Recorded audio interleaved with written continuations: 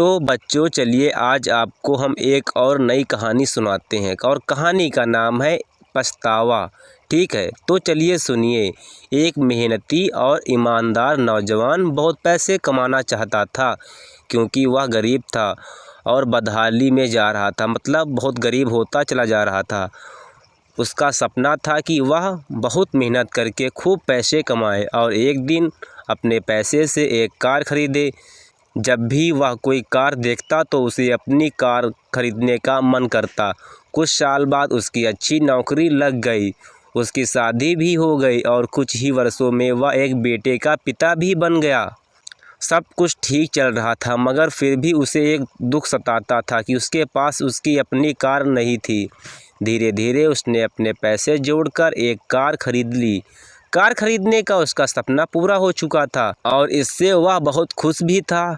वह कार की बहुत अच्छी तरह देखभाल करता था और उससे शान से घूमता भी था। और एक दिन रविवार को वह कार को रगड़ रगड़ कर धो रहा था, यहाँ तक कि गाड़ी के टायरों को भी चमका रहा था। उसका 5 वर्षीय बेटा भी उसके साथ था। बेटा पिता के आगे पीछे घूम घूम कर कार को साफ होते देख रहा था। कार धोते धोते अचानक उस आदमी ने देखा कि उसका बेटा कार के बोनट पर किसी चीज़ से खुरच खुरच कर कुछ लिख रहा था। यह देखते ही उसे बहुत गुस्सा आया। वह अपने बेटे को पीटने लगा।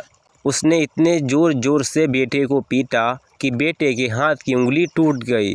दरअसल वह आदमी अपनी कार को बहुत चाहता था और बेटे की इस शरारत को बर्दाश्त नहीं कर सका। बाद में जब उसका गुस्सा कुछ कम हुआ तो उसने सोचा कि जाकर देखूं कि कार में कितनी खरोंच लगी है। कार के पास जाकर देखने पर उसके होश उड़ गए। उसे खुद पर बहुत गुस्सा आ रहा था। वह फूट फूट कर रोने लगा। कार पर बैठे उसके बेटे ने खुरच कर लिखा था, पापा आई लव यू। बच्चों, इस कहानी से हमें क्या सीख मिलती है?